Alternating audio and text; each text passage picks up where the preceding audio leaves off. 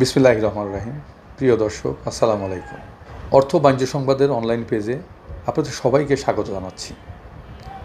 আমরা অর্থ বাণিজ্য সংবাদের অনলাইন পেজে সমসাময়িক বিষয় নিয়ে অর্থ বাণিজ্য, দেশের রাজনীতি, দেশের অর্থনীতি আলোচনা করে থাকি। এরই ধারাবাহিকতায় আজকে আমাদের সাবজেক্ট হলো তেল।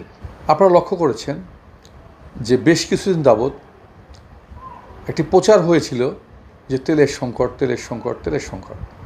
হঠাৎ করে পাম্পে পাম্পে বিশাল লাইন, মোটরসাইকেল, প্রাইভেট কার, ভিড়।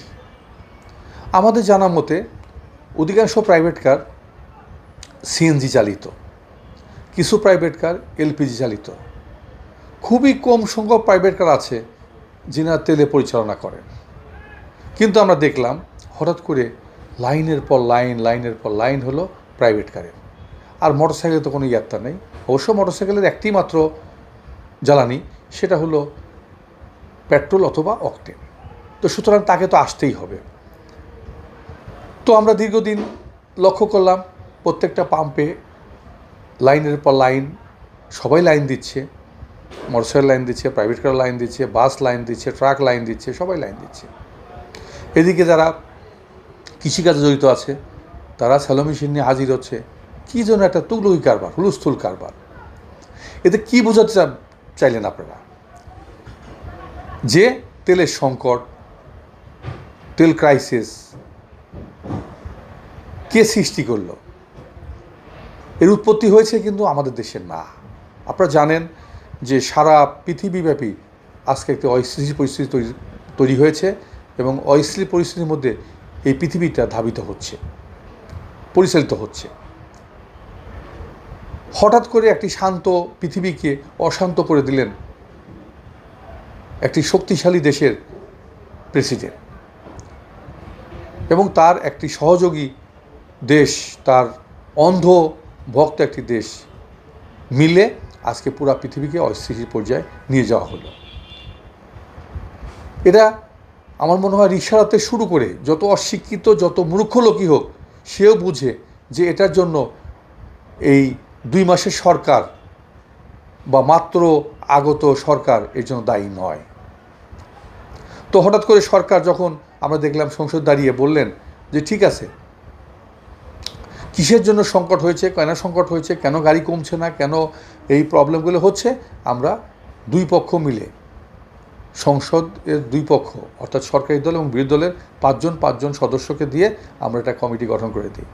আর এর মধ্যে ইতিমধ্যে কিছু দামও বাড়িয়ে দেওয়া হয়েছে তেলের, কারণ সারা পৃথিবীব্যাপী কিন্তু ব্যাপক আকারে তেলের দাম বেড়েছে। বাংলাদেশে তো যদিও সেই পরিমাণ বাড়েনি। হঠাৎ আমরা দেখলাম যে সব লাইন ভস্মীভূত, আবার আগের মতো পাম্প খালি। এখন দেখেও আর গাড়িকে তেল দেওয়া যাচ্ছে না। তো সুতরাং আমরা যে পরিস্থিতির সম্মুখীন হয়েছিলাম বা হচ্ছি, আমি যারা সরকারের বাইরে বন্ধুরা আছেন তাদেরকে বলবো, একটি ছোট্ট, একটি মাত্র আগত সরকার এবং জনগণের বিপুল ভোটে আগত সরকার। আপনারাও কিন্তু ভোট পেয়েছেন, আপনারাও কিন্তু সংসদের এক দায়িত্বশীল পদে আছেন, মানুষের দায়িত্ব নিয়ে সংসদে আসছেন। তাই আগামী দিনে আমরা আসুন সবাই মিলে চেষ্টা করি এইভাবে ক্রাইসিস তৈরি করে না, পজিটিভ দিকগুলো, সরকারের পজিটিভ দিকগুলো ধরে সরকার যে যে অঙ্গীকার করেছে সেই বিষয়গুলো আলোচনার মাধ্যমে এই দেশের এই দেশের মানুষের, সাধারণ মানুষের যে সার্বিক যে সংকট, সার্বিক যে সমস্যা সমাধান করে দেশকে সামনের দিকে এগিয়ে নেওয়া যায় কীভাবে, সেটাই মনে হয় আমাদের কাম্য হওয়া উচিত এবং সেদিকে আমাদের দাবি দেওয়া উচিত। সকলকে অসংখ্য ধন্যবাদ। আগামী দিনে যেন আমরা সবাই মিলে একসঙ্গে কাঁধে কাঁধ মিলে এই দেশ এবং জাতির মুক্তির লক্ষ্যে কাজ করতে পারি, এই আশাবাদ ব্যক্ত করে আজকের বক্তব্য এখানে শেষ করছি।